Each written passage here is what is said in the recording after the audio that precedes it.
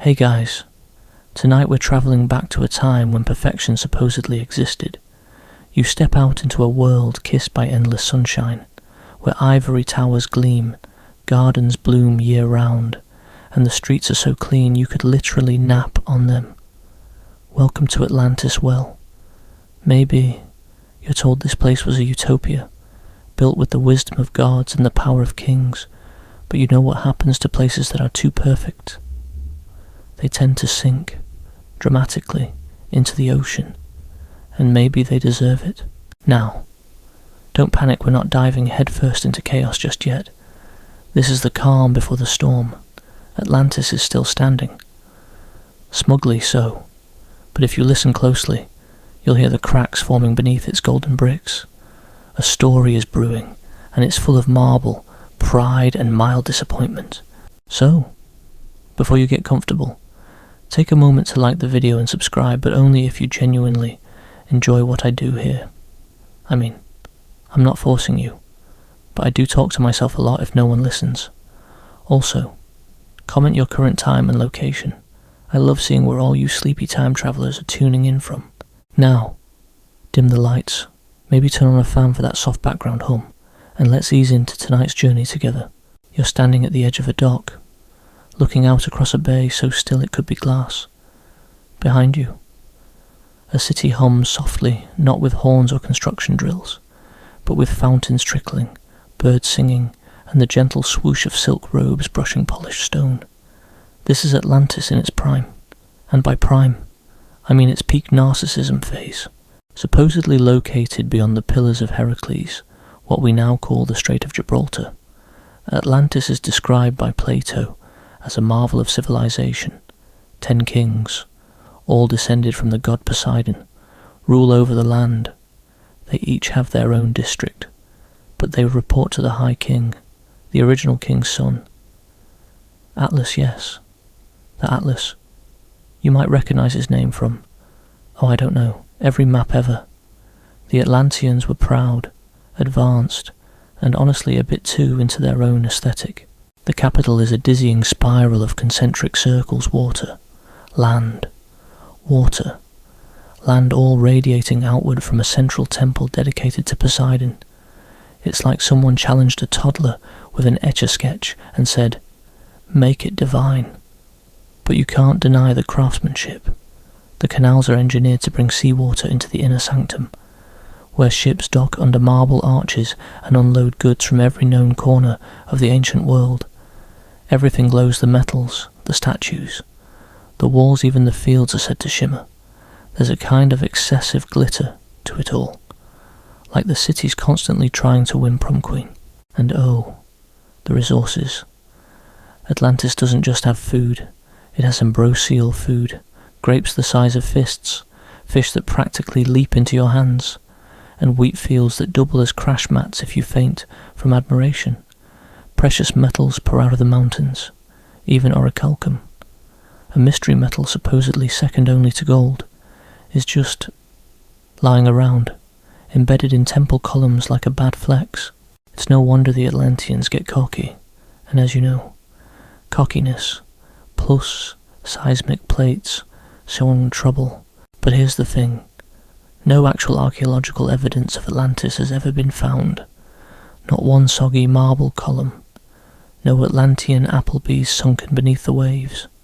Some historians argue that the entire story is an allegory, Plato's sassy way of warning Athens about getting too big for its britches. Others insist Atlantis was real, just lost to time, tides, and maybe a particularly vengeful sea god. You're now walking through the great market square. Stalls overflow with fabrics, spices, and exotic goods. Elephants amble by, pulling carts of cedar wood. Scholars argue under pergolas, scribbling notes on scrolls with ink made from squid. You pause near a sculptor carving a bust from volcanic stone. His tools gleam. His hands move like dancers.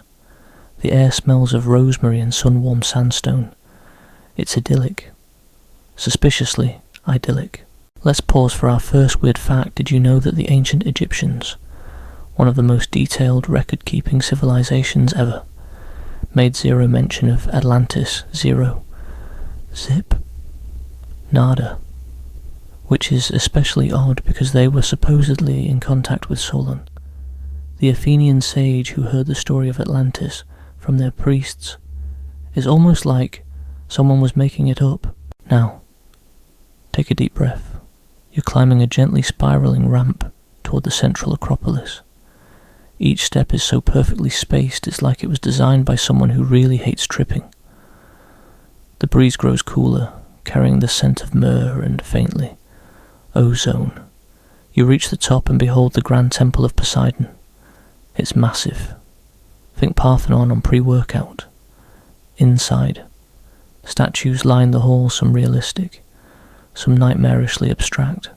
A giant golden Poseidon rides 6 winged horses, because 2 horses are for amateurs. There's a hum in the walls. Not electric. Atlantis doesn't do chords. This is a myth. Remember, everything here is powered by divine energies or earth forces or possibly just wishful thinking. You press your palm to the wall, half expecting it to slide open like a Bond villain's lair. Nothing happens. The stone is cool, too cool. You take a seat on a bench carved from crystal, which seems both uncomfortable and unnecessary, and watch as priests glide by in silence. You wonder if they're meditating or just really good at ignoring tourists. Here's your academic brain teaser for the night. Historians still debate whether Atlantis was a literal place, a misunderstood translation of earlier myths, or purely a metaphor for the hubris of empires. It's the history version of, did the chicken or the egg come first, except the chicken sank and the egg is platonic? You get up and wander the gardens. Yes, Atlantis has botanical gardens. They grow impossible plants, blue lilies, silver-leafed vines, fruit that pulses faintly like it's breathing. You touch one and it whispers a gentle pop in your ear. That's not creepy. That's ambience. Let's talk city planning for a moment. Atlantis is laid out with the kind of obsessive precision that makes you wonder if someone time-travelled from the future just to yell at their ancient architect ancestor. The streets are equidistant, the buildings symmetrical, and yet, somehow it all feels hollow, like it was built to impress, not to live in. Now, for tonight's first sleepy chuckle, imagine a giant Atlantean board meeting, where 10 kings argue over who gets the best canal access. I want the Dolphin Gate. No, you got the Dolphin Gate last century. It's bureaucracy with gold-plated togas. The sun begins to set, casting a honeyed glow across the city. The canals catch the light, turning the entire capital into a living chandelier. You hear music flutes, lyres, maybe a harp powered by wind.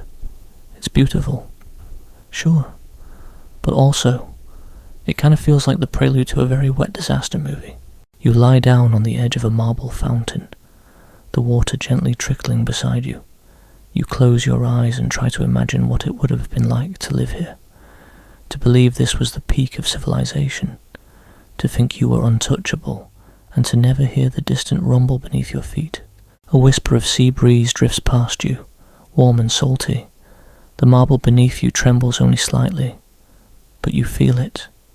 You feel the first, quiet prelude to what will come, and you understand that no matter how beautiful a city may be, it's never too big to fall. The stars begin to appear above Atlantis, shimmering like distant gods watching, judging, maybe even giggling. You're still lying by the marble fountain, the stars overhead pulsing softly, like slow blinks from the universe. The night in Atlantis is surprisingly quiet, unnervingly perfect. You almost expect someone to shout. Cut. That's a wrap and reveal. It's all been a studio set. But no, this is the world as Plato painted it, a gleaming, almost obnoxiously symmetrical paradise, too flawless to feel real. And that's because it might not be. Enter Plato, philosopher, playwright, professional overthinker. If Atlantis were a movie, Plato would be the unreliable narrator who insists he's just quoting someone else while clearly enjoying every second of the story. The man drops Atlantis into his dialogue, specifically Timaeus and Critias, like a bedtime tale gone rogue. He claims he heard it from his great-grandfather, who heard it from the Athenian sage Solon, who got it from Egyptian priests. That's right. We're already 4 degrees away from Kevin Bacon and we haven't even hit the second paragraph. Let's unpack this. Solon visits Egypt around 600 BCE, because that's what wise Greek men did when they were feeling existential. While there, he chats with some priests who casually drop the biggest plot twist in philosophical history. Oh, you think Athens is great, please? There was once a place way older, way stronger, and way wetter. They proceed to describe a massive empire called Atlantis, which got too cocky and was poofed into the sea by the gods. Solon, presumably with jaw on floor, races back to Greece to tell everyone, and then never writes it down, not one line. This is where Plato swoops in like your one dramatic friend at a sleepover. You guys, he says, leaning in, have you heard about the island that sank because it was just too awesome? And like any good storyteller, he embellishes a lot. He gives Atlantis 10 kings, a perfect government system, elephant herds, mysterious metals, and buildings with orichalcum-covered walls that sparkle like someone ran Pinterest through a time machine. It's hard not to roll your eyes, but you also kind of want to believe it. You wander through the colonnades of an imaginary library, built entirely from Plato's words. Marble scroll racks tower around you, each glowing softly with allegories and hypotheticals. You run your fingers along a stone tablet, etched with phrases like justice, ideal state. And don't feed the metaphor too much. The whole place feels like it's constantly on the edge of collapsing under its own philosophical weight. Here's a common historical tidbit. Plato often used fictional examples to prove real philosophical points. Atlantis might have just been a metaphor for Athens getting too full of itself after beating the Persians. Think of it as the original subtweet.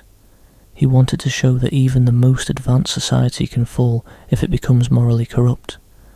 But instead of just saying that, he conjured an entire drowned continent. Extra much. But wait, here comes our first strange twist. Remember that name Critias? He's not just a character in the Plato's dialogues, he's also Plato's real-life uncle. And he was, well, let's say politically spicy. Critias was one of the 30 tyrants, an oligarchic regime that temporarily took over Athens. Historians have debated whether Plato's Atlantis myth was partially designed to prop up his own family's version of how a society should work. Yup, even in ancient philosophy, there's drama.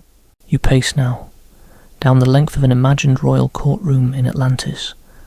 Golden statues glare from their pedestals, and at the far end, 10 thrones rise like a staircase of egos. The kings, sculpted in unnervingly lifelike detail, stare ahead as though waiting to deliver a verdict you'll never hear.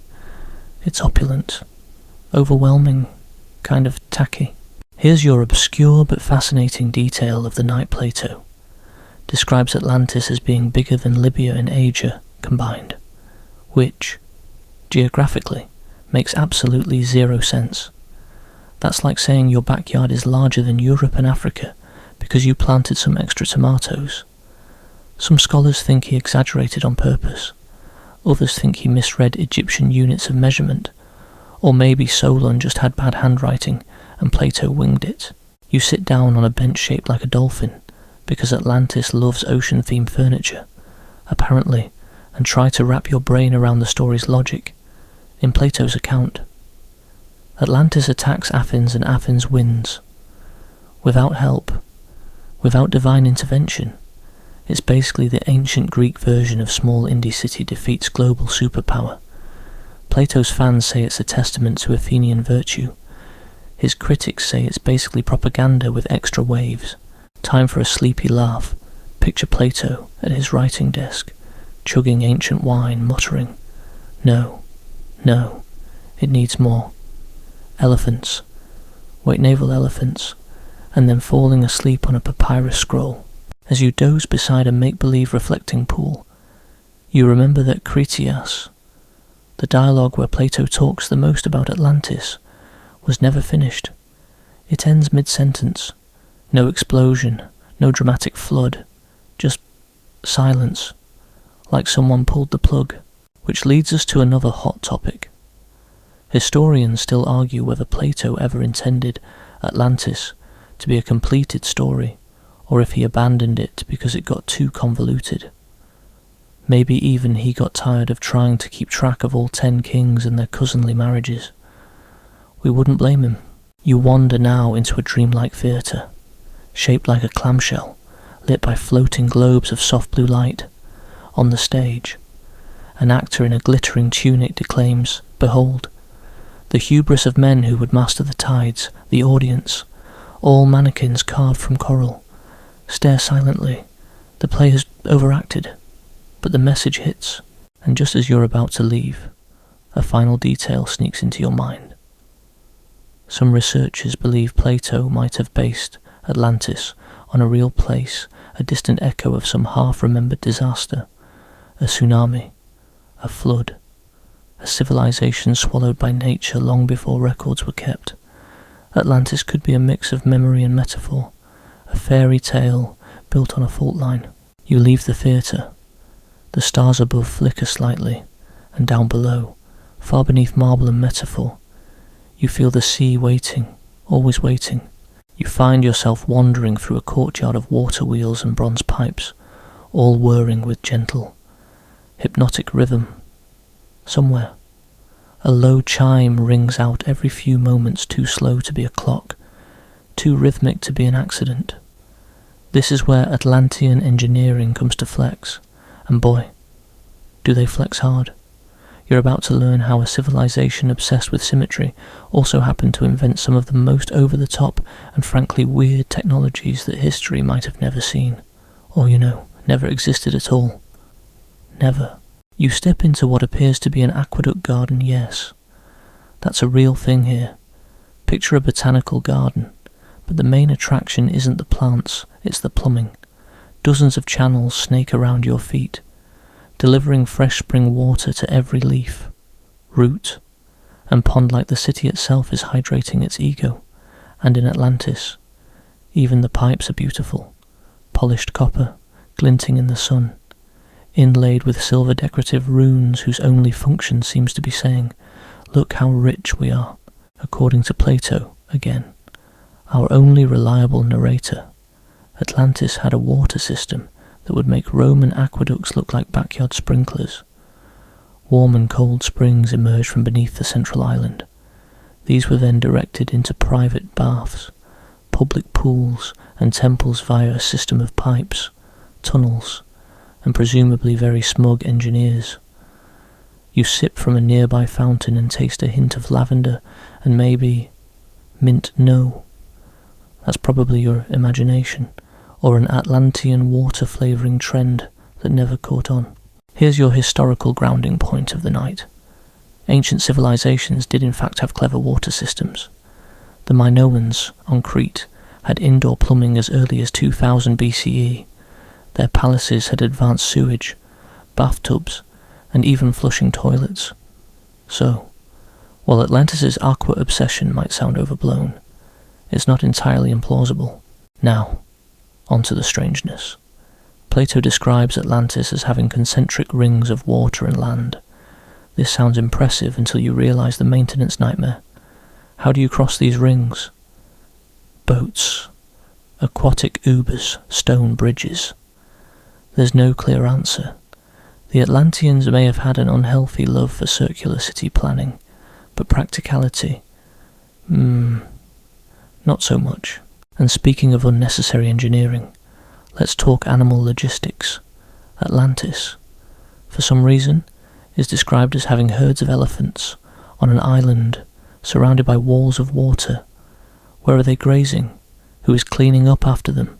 How are they not falling into canals constantly? You imagine a city council meeting where someone says, "Hey, maybe elephants are a bad idea," and everyone else just throws pearls at him until he shuts up. Tonight's sleepy chuckle. Imagine an Atlantean farmer chasing a runaway elephant through spiral streets, yelling, "Not again," bumble as the poor creature slips into someone's marble fountain. But it gets better or worse, depending on your love of absurd architecture. The royal palace is built on the inner ring, surrounded by a wall plated entirely in orichalcum. What's orichalcum? You ask. That's the thing no one really knows. Plato said it shone with fiery light, which sounds more like a fantasy gem than a real-world alloy. Some archaeologists think it was a copper-zinc mix. Others suggest brass. But in Atlantis, it's basically glittering plot armour. Here's a juicy scholarly tidbit. Historians still debate whether orichalcum was a mistranslation, a metaphor, or a lost metal entirely fabricated by Plato's imagination. Regardless, it became shorthand for we have more bling than you. You descend into a glowing workshop, where smiths are hammering out shimmering plates of metal, sparks floating like fireflies. They don't notice you, too focused on their rhythm, their molten art. A nearby wheel spins, connected to a water channel that seems to drive their forges. The air smells of heated bronze and ambition. It's beautiful, industrial, and ever so slightly exhausting. Then there's the naval infrastructure. Atlantis wasn't just rich, it was sea-rich. The kind of wealth that builds ships for the fun of it. The harbour could supposedly hold over 1,000 triremes. Yes, that's 1,000 warships all docked neatly in rings, like someone tried to moor a navy inside a seashell. You imagine Atlantean sailors getting lost just trying to find their boat. No, Gregor. Yours is in the third outer ring, past the dolphin statue, near the fish-shaped bakery. You walk along the quay now. Massive stone anchors the size of minivans resting nearby. The boats are built with hulls of cedar, sails dyed deep purple, and accents of silver. You reach out to touch one, only to feel nothing, because none of this might be real. But doesn't it feel real? Here's a lesser-known curiosity for your midnight musings. Atlantis supposedly had bull sacrifices to Poseidon every 5 or 6 years. The kings would gather, swear oaths, and spill bull blood into a sacred fire. Why the bull? Because Poseidon apparently loved them. Makes sense. Nothing says ocean deity like a land mammal with horns. Maybe it was symbolic. Maybe it was messy. Time for another sleepy giggle. Imagine a bull running loose in the palace during a ceremony. High priest screaming, acolytes diving for cover, and Poseidon somewhere face-palming under the sea. You pass through the temple now, massive columns reaching into the sky, carved with sea serpents and tidal waves. The air is heavy with incense, or possibly ego. A priest chants something about balance and symmetry, while 2 dolphins are painted on the ceiling doing synchronized flips. It's majestic. It's a little too on-brand. Let's zoom out for a second.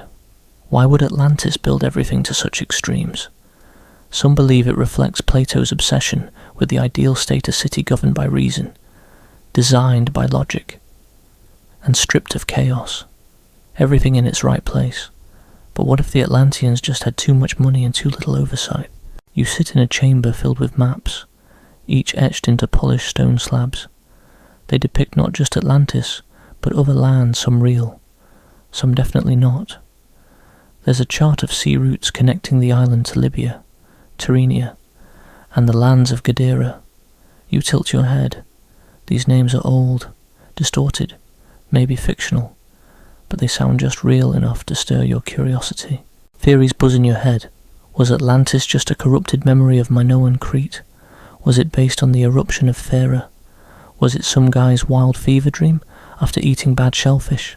Historians continue to argue whether Atlantis was meant as a model city, a cautionary tale, or simply Plato's imaginary sandbox for political experiments. You lean back on a polished stone bench, shaped like a wave, and close your eyes. The gentle sound of machinery whirring below calms you. The city's rhythm, its impossible order, seeps into your bones. You feel safe, but safety can be deceptive. As you drift towards sleep, a distant vibration hums underfoot. Is it the city's heart, the sea beginning to stir, or simply the weight of too much gold and too many perfect angles. Whatever Atlantis was real, or imagined, it was never meant to last. You wake to the sound of distant drums, low, rhythmic, a kind of rolling heartbeat pulsing through the stone corridors. The air smells saltier now, tinged with something faintly metallic. A breeze drifts in from the east, brushing past your face like a warning whispered too softly to understand. You follow the sound through a narrow hallway, lined with sea-themed mosaics, octopuses, tridents, waves that seem to move if you stare long enough. The rhythm grows louder, more insistent, and suddenly, you step into a vast amphitheatre carved into the island's rock. It's packed. Statues of kings and gods sit shoulder to shoulder beside carved dolphins and lions, watching silently as a single-robed figure walks across the stage. He speaks in a language you don't recognize, but somehow, you understand. He's talking about conflict, about a storm coming not just of wind and water, but of people. People from across the sea. Which brings us to tonight's rather dramatic twist, the Sea Peoples. A real historical group or groups, depending on which historian you ask, that descended upon the Mediterranean in around 1200 BCE, like an ancient version of a surprise world tour, but with fewer souvenirs and way more destruction. This isn't just historical background noise. Some believe the myth of Atlantis might have been inspired, at least in part, by the chaos these sea peoples unleashed. Imagine an era when entire cities were vanishing burned, abandoned, or swallowed by shifting sands. Trade networks collapsed and palaces fell. It was the original Mediterranean apocalypse, and historians are still scratching their heads wondering, who were these people? The answer no one really knows. The sea peoples left behind few clues and even fewer selfies. You walk now through a smoky museum filled with the remnants of once great cities, Ugarit, Hattusa, Mycenae. All of them collapsed during what we now call the Late Bronze Age collapse. You run your fingers along the edge of a charred storage jar, brush dust from a fractured tablet, squint at a rusted bronze sword so thin it's almost paper. These aren't Atlantis relics, but they feel like they could be. Common historical insight for tonight. Several ancient civilizations crumbled around the same time, roughly 1200 BCE. Egypt, the Hittite Empire, the Mycenaean Greeks all experienced collapse, invasion, famine, or some combination of the three. The Sea Peoples are blamed for much of this, but nobody knows exactly who they were. A confederation mercenaries, climate refugees, very aggressive tourists. You descend into a recreation of a coastal village. Smoke drifts from a stone hearth. Nets hang drying beside wooden boats. It's peaceful, but in the distance, black sails rise like teeth against the orange sky. You feel the tension settle into your bones. The villagers are packing up. No screams, not yet. Just the quiet understanding that something's coming, and it won't be good. Some scholars suggest the story of Atlantis, an advanced civilization wiped out in a single day and night, may have drawn from collective memories of this time, the trauma of destruction, passed down through oral history, warped and polished until it gleamed like myth. After all, if 10 cities are lost to unknown invaders, wouldn't your brain eventually merge them into one shining city, swallowed by the sea? Now here's your obscure nugget of sleepy knowledge. Some Egyptian records refer to foreign invaders from the sea who launched sudden, devastating attacks. The pharaoh Ramesses III fought them off around 1175 BCE, but the damage was already done.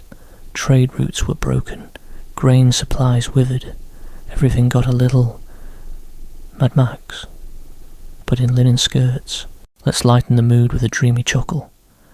Picture a group of sea peoples arguing over what to call themselves. We could be the Ocean Squad. No. How about Tidal Brothers? Shut up. Let's just sack another harbour. You're drifting now through a temple half swallowed by the sea.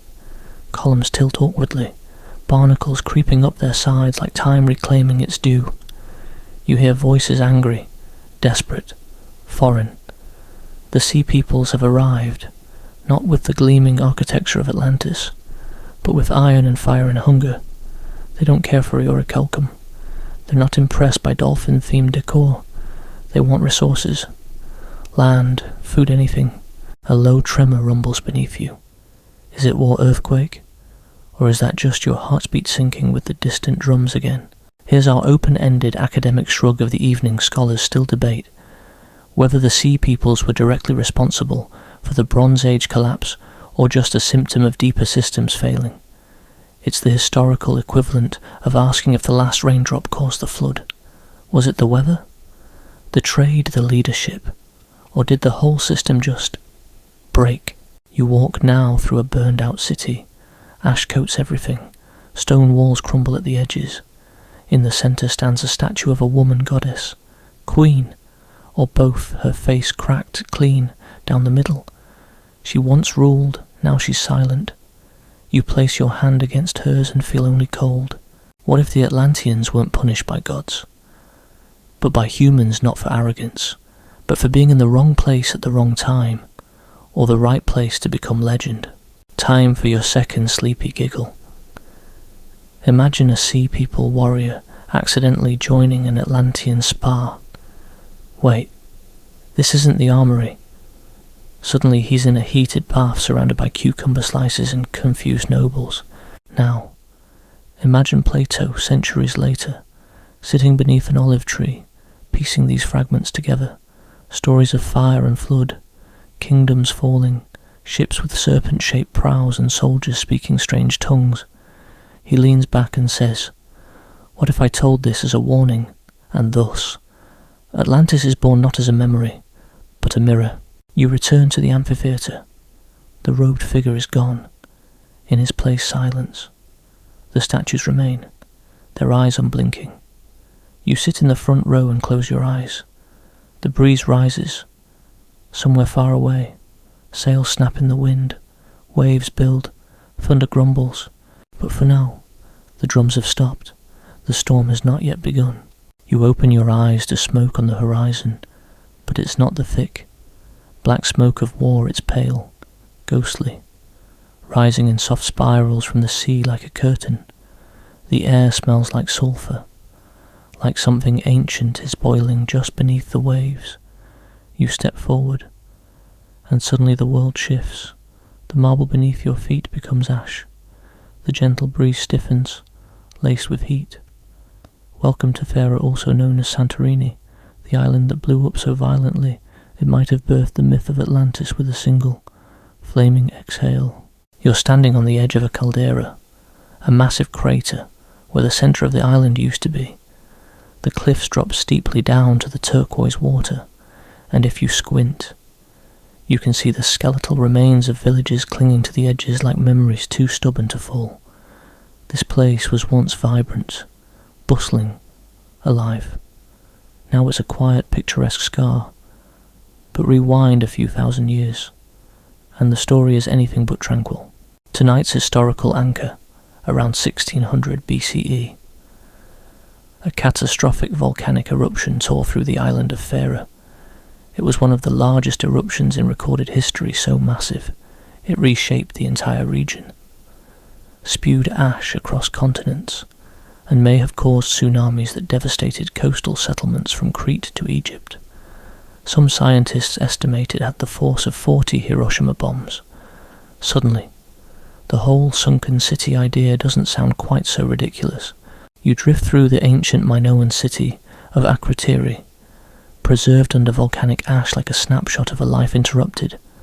Walls painted with dolphins, monkeys, saffron gatherers, pottery still on shelves, beds still made, but no bodies.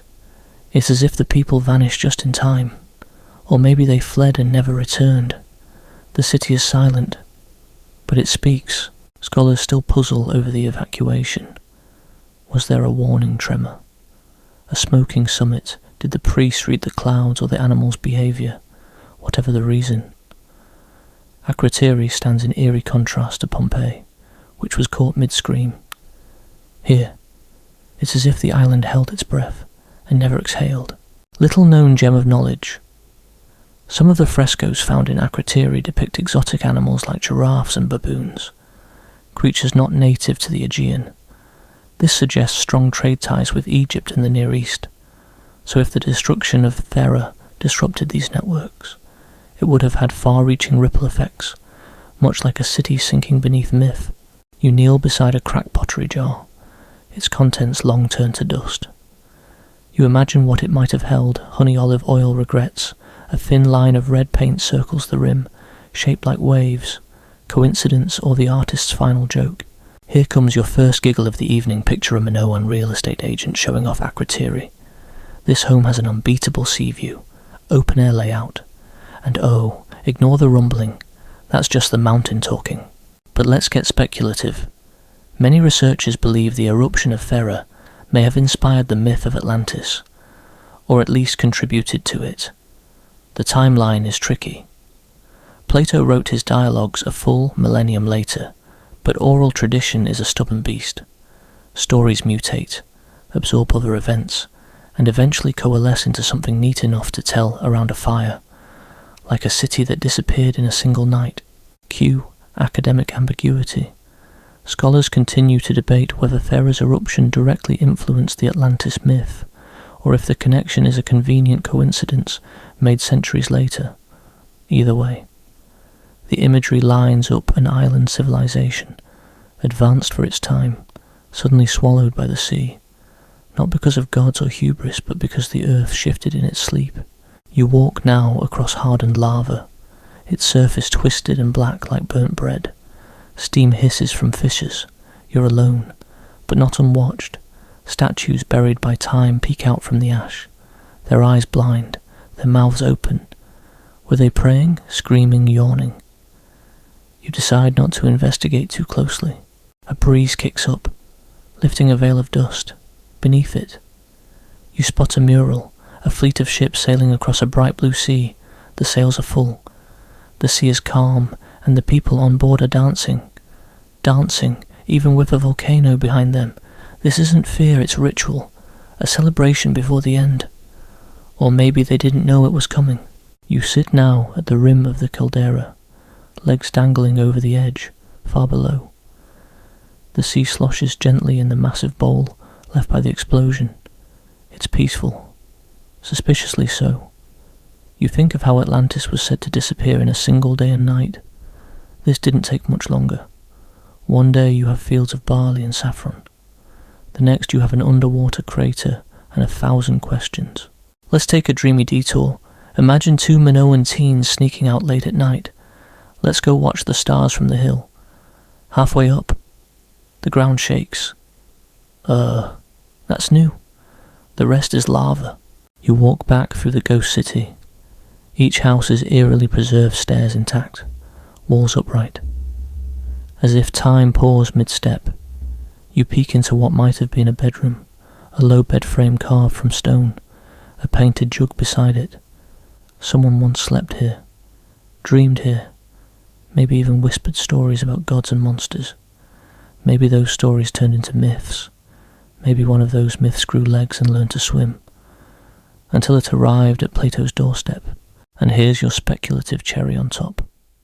Some geologists argue that a massive tsunami generated by the Thera eruption may have reached as far as Crete, damaging Minoan ports and hastening the decline of one of the most powerful civilizations of the era, not swallowed in one dramatic gulp, but eroded slowly, like a sandcastle meeting the tide.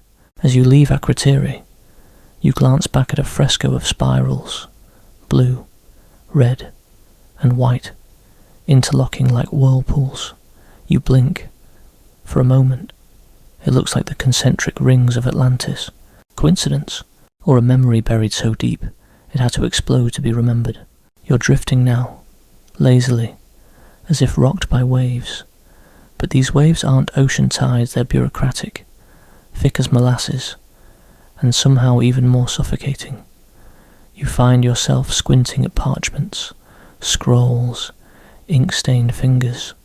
Welcome to ancient Egypt, not the land of pyramids or pharaohs you know from history class, but the Egypt of records, of registrars, of obsessive cataloguing.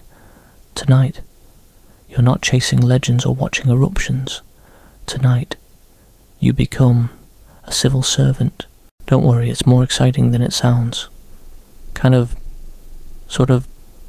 Okay, let's be honest, if you're still awake in 20 minutes, it'll be a miracle. But hey, that's the point, right? You're sitting in a small room carved from limestone, the walls painted with neat rows of hieroglyphs. Outside, the Nile floods rhythmically, but inside, the only current is the endless flow of papyrus. You're surrounded by ledgers, records of grain, fish, sandals, and beer. So much beer.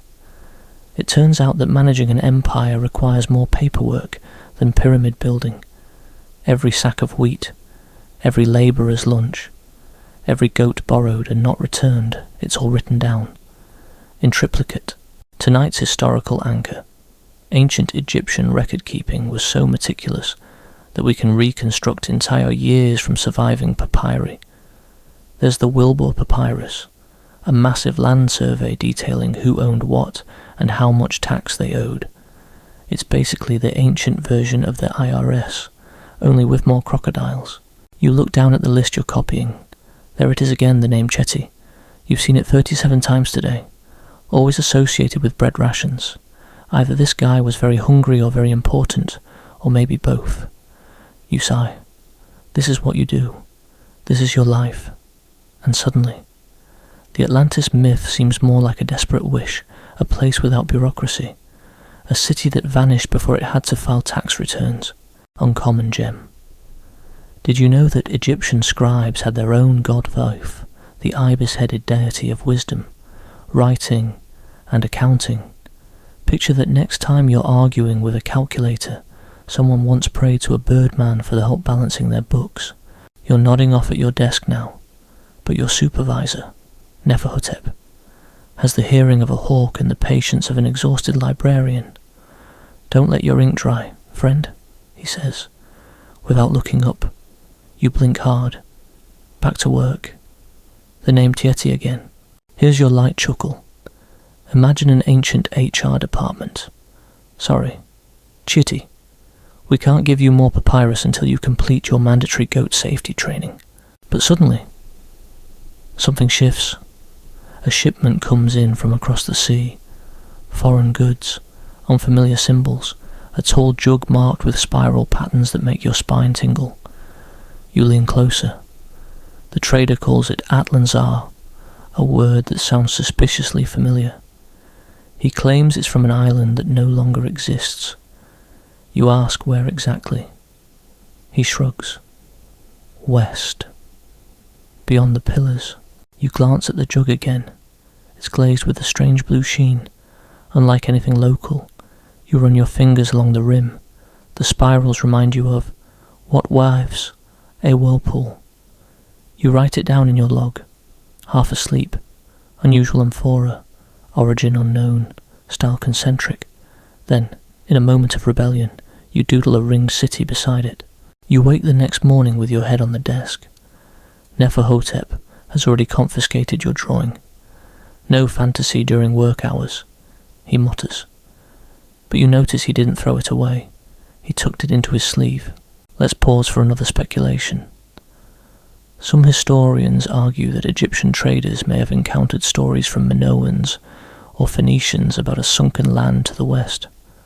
Those tales, carried over generations, could have trickled into Greek memory and eventually into Plato's scrolls. It's a long game of historical telephone, played over centuries and miles, and you're the guy writing down fish counts while legends get passed around behind your back. Academic ambiguity. Scholars still debate whether the Egyptians preserved oral tales of a lost civilization, or if Plato simply invented Egyptian sources to lend his story credibility. Either way, Egypt becomes a character in the myth, a wise old neighbour who totally knew Atlantis, but just forgot to mention it for a couple thousand years. You now find yourself seated at a dinner, a formal one. You're not a scribe anymore, you're a foreign guest at an elite banquet. The host is discussing a strange tale, something he heard from a trader in Byblos, a city swallowed by the sea, rings of land, gold walls, You nod politely, but inside, your memory flickers that jug, that spiral, that drawing. Maybe it wasn't nonsense after all. One more laugh before you doze off again. Picture Egyptian customs. You're trying to bring what into the kingdom? A bronze bull, sir. I'm going to have to call Thoth. As the evening winds down, you stand by the riverbank, watching the moonlight shimmer on the floodwaters. Everything is recorded. Everything except the things that matter most. Whispers, dreams, legends. The Nile flows on, uncaring, eternal. You wonder what stories it carries. You look down, in the sand at your feet. There's a broken piece of pottery, faded blue, spiral-shaped. You pick it up, heart beating a little faster, and just like that, the myth is back. Maybe Atlantis didn't vanish. Maybe it just filed itself away in the margins like your little drawing, like a rumour traded for beer, like a whisper across water. The room is round, dark and echoing. Your footsteps fall softly on cold marble tiles, though you can't quite tell where the light is coming from. It's as if the air itself glows. You're in a library, an enormous one, but not the kind with squeaky carts and overdue fines. No, this one feels older, dustier, wiser. The scent is ancient parchment and some sort of citrus-polished wood. You tilt your head. You've arrived at the Library of Alexandria, maybe. If it ever existed like this at all. Welcome to a place that may have known the truth about Atlantis and let it burn. Or maybe, worse, misfield it. You walk between shelves that seem too tall to be real. You half expect a scroll labelled Top 10 Ways to Avoid Drowning Your Civilization.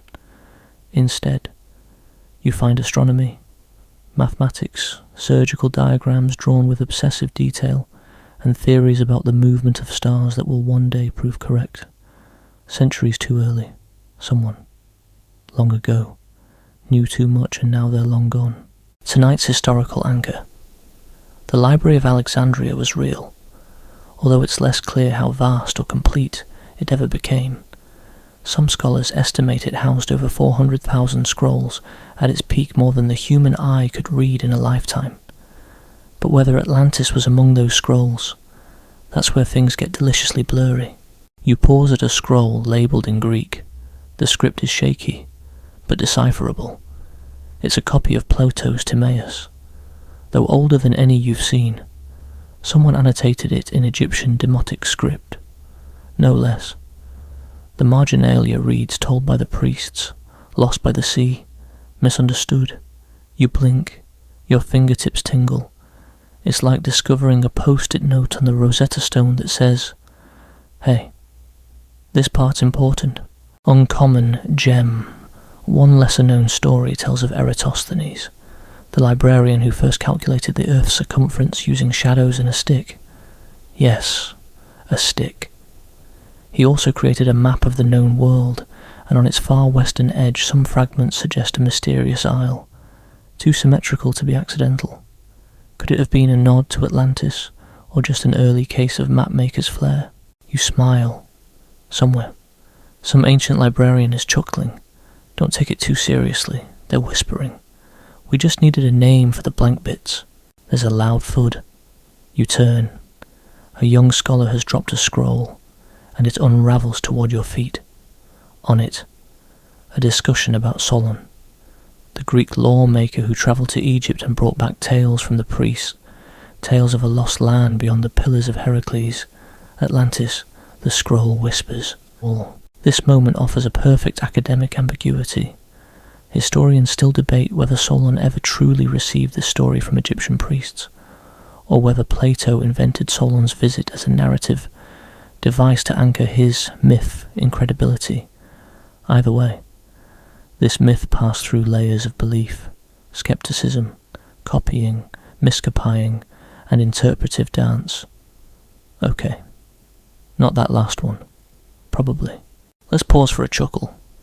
Imagine scroll returns in the Library of Alexandria. You're 327 days late. That's 6 goats and a toe. You give up your sandals instead. Fair trade. You ascend a spiral staircase and find a locked cabinet. Of course it's locked, but the librarian ghost of your imagination gives you a nod. You reach in your robes, did we mention you're in robes, and pull out a bronze key. It clicks open. Inside is a scroll you've never seen before, text written in a mix of Greek and something unfamiliar. You squint.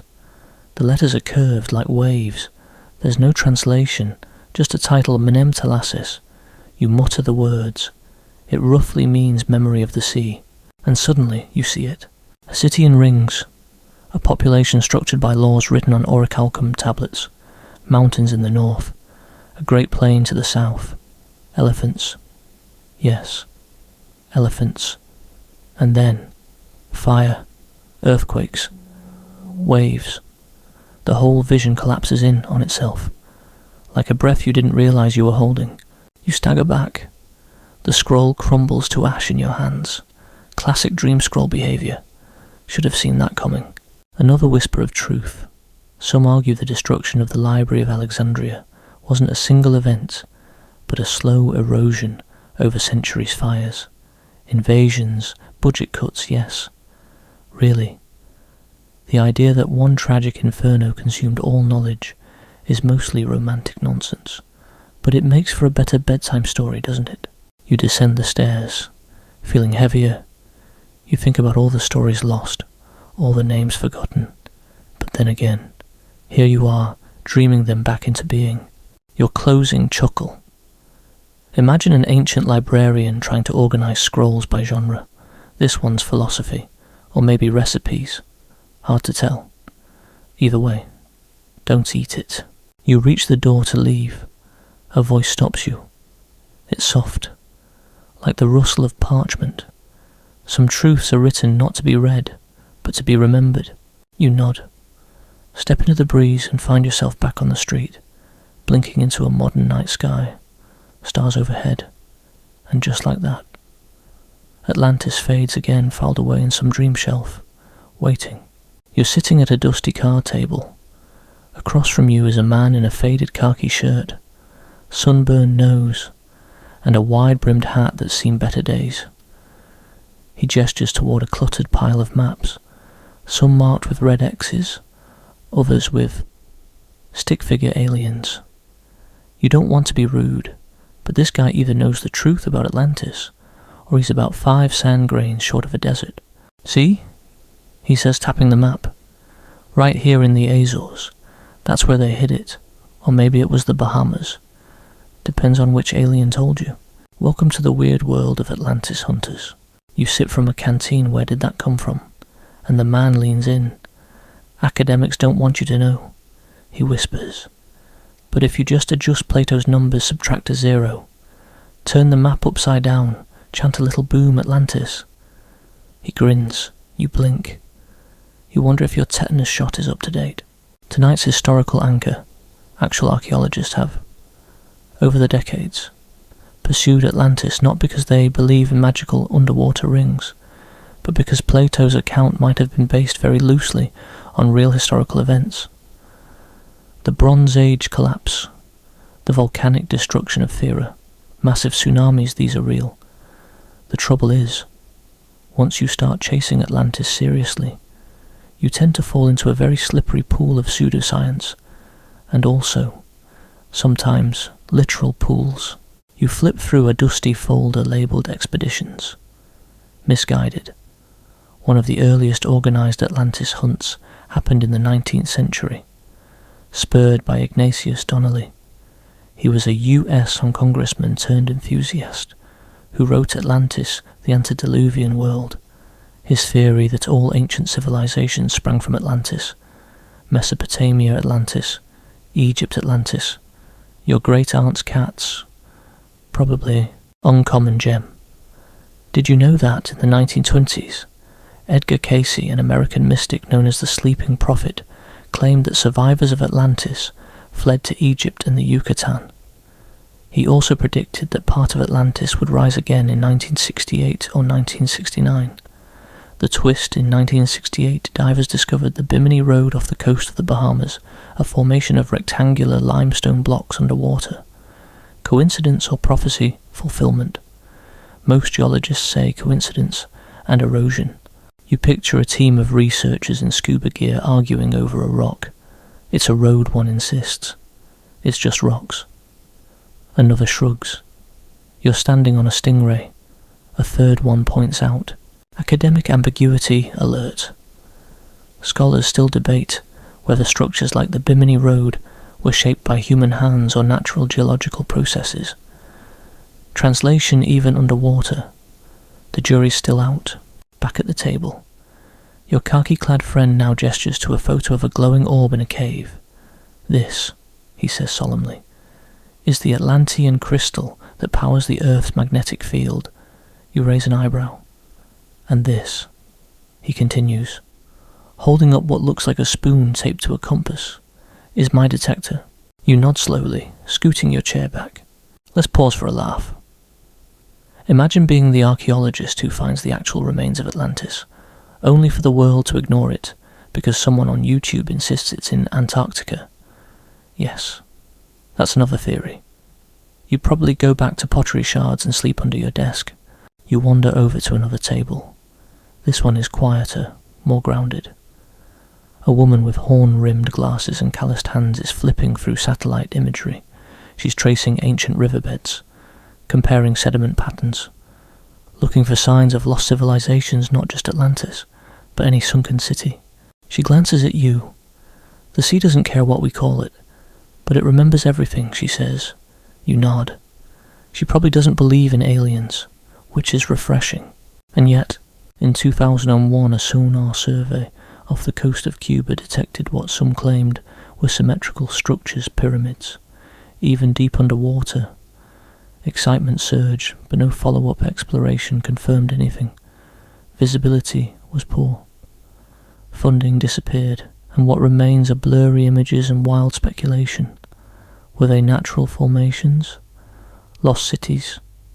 A case of pareidolia? Our brain's weird desire to see patterns where none exist? Let's be honest, we all kind of want it to be Atlantis. It's like wanting your horoscope to be real, or hoping your Wi-Fi works underwater. Another real-life character enters Meet Stel Pavlou, a novelist and amateur archaeologist who teamed up with geologist Ulf Erlingsson to propose that Atlantis was actually Ireland. Yes, rainy, sheep-filled. Not underwater Ireland, their reasoning. Similar descriptions of circular capitals and long rectangular plains. Reactions from the academic world range from interesting to please stop. And yet, imagine Atlantis with pub quizzes, a final chuckle before bed somewhere in Greece. A university professor is holding a seminar titled, Atlantis Stop Asking Me. It's standing room only. As you leave the tent filled with maps and enthusiasm, you glance up at the stars. Are they laughing, guiding, or just being stars? The desert wind picks up. In the distance, something glimmers under the sand. A shape. Maybe a shimmer of stone, or just your tired brain tracing myths into moonlight. You don't dig. Not tonight. You're sinking slowly into the couch. The blanket's wrapped just right. And you hear the TV hum to life. On screen, a man in shimmering armour, riding a seahorse through what looks suspiciously like an underwater rave. He strikes a pose and yells, I am Aquaman somewhere. Plato rolls in his grave like a burrito. Atlantis is no longer just a myth. It's a full-blown pop culture empire. And tonight, you're diving headfirst into the soggy, sparkly nonsense of how this lost city became every screenwriter's favourite playground. Let's start with a warm-up fact. Atlantis wasn't always about tridents and bubble kingdoms. For centuries. It was a philosophical thought experiment, one that spent a weirdly long time being ignored by mainstream literature. But then came the 19th century, and with it sci-fi, steam-powered dreams, and the sudden urge to put everything, including lost cities, under glass domes. In 1912, Sir Arthur Conan Doyle, yes.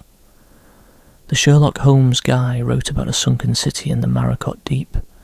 Then came Jules Verne, who didn't mention Atlantis by name, but basically introduced the futuristic underwater society trope with 20,000 leagues under the sea, and from there, it It only got weirder. Pop culture oddity. In 1961, DC Comics officially gave Aquaman a hometown Atlantis. He wasn't just some guy who talks to fish anymore. No, he was royalty. Suddenly, Atlantis had an army, a parliament, and politics. Nothing puts a damper on mythic magic like underwater zoning laws. Meanwhile, over at Marvel, Noma the Submariner popped up half human, half Atlantean, all grumpy. Both heroes ruled different Atlantises, Atlanti, and spent decades occasionally punching each other in the face over whose version had better kelp. Academic debate still unresolved. Historians continue to debate whether the persistence of Atlantis in popular culture reflects a genuine psychological need for myth, or just really good marketing.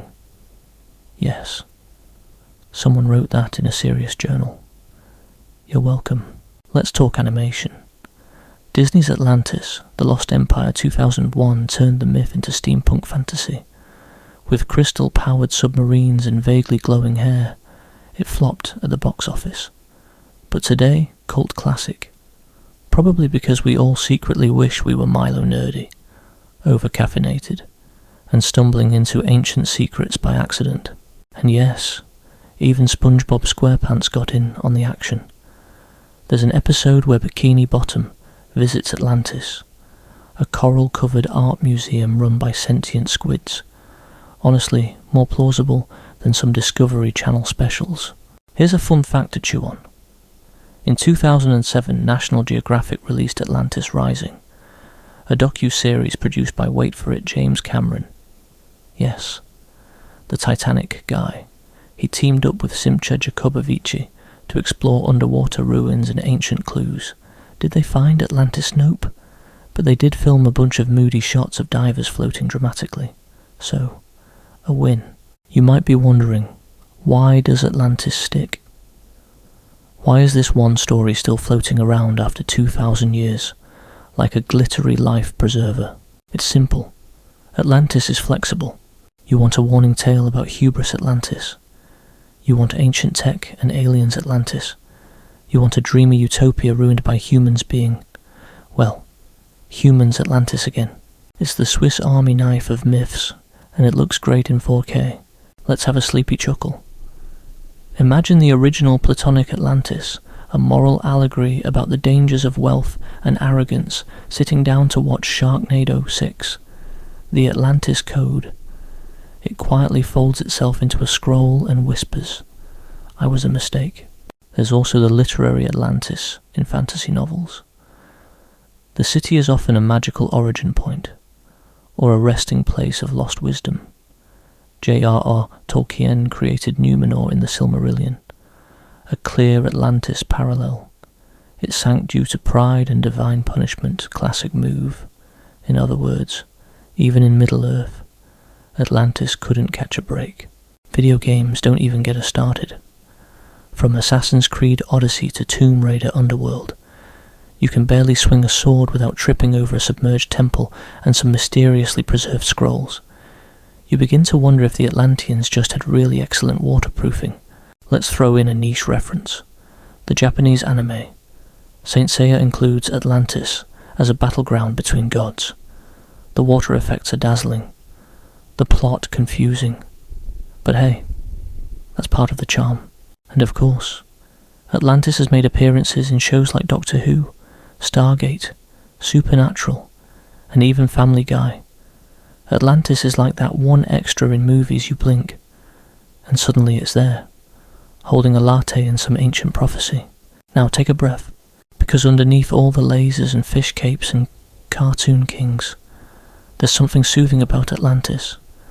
It's the dream of a place that was once better, cleaner, wiser, more sparkly. It's the idea that maybe we messed up, but someone long ago didn't, or at least, not until they built too many towers and forgot to check the tsunami forecast. Let's end this part with one more joke somewhere. An Atlantean teenager once rolled their eyes and said, "Ugh, I hate being part of a legendary civilization."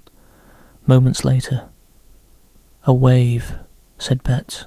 And now, as the screen fades to black and the final credits roll, you nestle deeper into your pillow. Atlantis glows behind your eyelids not as a real place, but as a shimmering what if. You're not sure if it's real, but you are sure that, if it ever shows up, you hope it comes with popcorn. Hey guys, tonight we drift further into the depths of time not to uncover a myth or a ruin, but to unravel the real reason why Atlantis never dies. Not because it existed, but because we need it to. That's right, you. Lying there with your eyes heavy and your brain half powered down, you are part of the Atlantis myth now. You carry it forward every time you click on a thumbnail that says shocking new Atlantis discovery, or when you mutter, maybe it was aliens, before dozing off during a History Channel rerun. So, before you get comfortable, take a moment to like the video and subscribe, but only if you genuinely enjoy what I do here.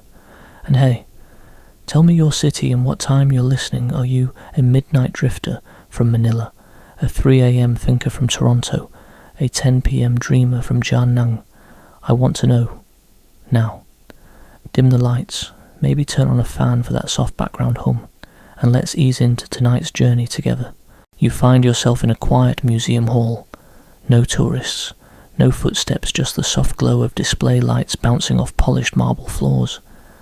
In the centre, a replica of the city of Atlantis, rendered in delicate ivory, domes and columns, canals and towers, but above it all, a tiny plaque that simply reads fiction. Or perhaps memory. Let's start this chapter with a solid historical truth. The human brain is built for patterns. Faces in clouds, figures in fire, cities in the sea. Atlantis isn't just a story, it's a perfectly engineered mirror. We see what we want to see in it, and more often than not, what we want is something we've lost or are afraid we'll lose. Here's something you probably didn't know during the Cold War. Certain American and Soviet thinkers, yes. Actual military advisors entertained the idea that ancient, hyper-advanced civilizations might have held nuclear power. Guess what name kept coming up in footnotes? That's right, Atlantis. Because if you're going to justify building bunkers and missiles, it helps to say, hey, we're not the first ones to do this. The myth has even been used to justify colonialism during the 1800s. Some European writers suggested that Atlantis had once ruled over Africa and the Americas. See, they said, pointing at ancient pyramids. Clearly the work of Atlanteans. It wasn't just incorrect, it was dangerous. It took away credit from real indigenous civilizations and replaced them with imaginary conquerors. History's weird like that. 1 minute it's a bedtime story. The next, it's on someone's flag. Academic debate time. Some scholars argue that the Atlantis myth has less to do with geography and more to do with psychology. That's right. Maybe it doesn't matter if Atlantis was real. What matters is that we keep dreaming it could be. Because in dreaming of Atlantis, we confess something that we think things used to be better, or could be. Again, you stir slightly under the blanket, maybe shifting your legs, and that's okay. Your body knows we're winding down. But before we go completely soft focus, let's take a moment to imagine what an actual Atlantean bedtime routine might have looked like. Clay oil lamps flickering, saltwater baths, whispered stories of gods and kings. One child asks, will Atlantis always be here? The mother smiles and says, of course, darling, always, that night. The ocean begins to rise. Let's whisper a weird fact. One fringe theory, seriously fringe, suggests that Atlantis was not a place at all, but a memory passed down through dreams, shared genetic memory, like salmon knowing which stream to swim to, or cats knowing exactly where to vomit, so you'll step in it at 2 a.m. That might be a stretch, but it feels true at 3 in the morning. You know what I mean? Now picture this, some future civilization. 10,000 years from now, Earth's continents are rearranged. The oceans have swallowed more than we'd like. They find fragments of hard drives, stories about a magical city lost to time. They call it America. They argue about whether it was ever real. Someone makes a movie about it. And the cycle continues. That's Atlantis. Not a place, a loop. You sigh. The room is cool now. The fan is doing its job. Your breath is slower. The lights are soft. Atlantis fades, not drowned, not destroyed, just dissolving into the quiet of your imagination, like mist, like myth. But wait, before we let go completely, there's one last thing we have to do, a little ritual, to honour the fact that you made it through all 10 chapters of this sleepy, silly, half-true, fully fascinating journey. You've wandered through philosophy, archaeology, sci-fi, conspiracy theories, cartoons, war zones, seances, seahorses, and sea kings. And now you're here, at the edge of the dream. You did it. And no matter where Atlantis truly is above the clouds, below the sea, inside the mind you brought it to life tonight. So close your eyes. Let it go. Let it rise. Let it rest.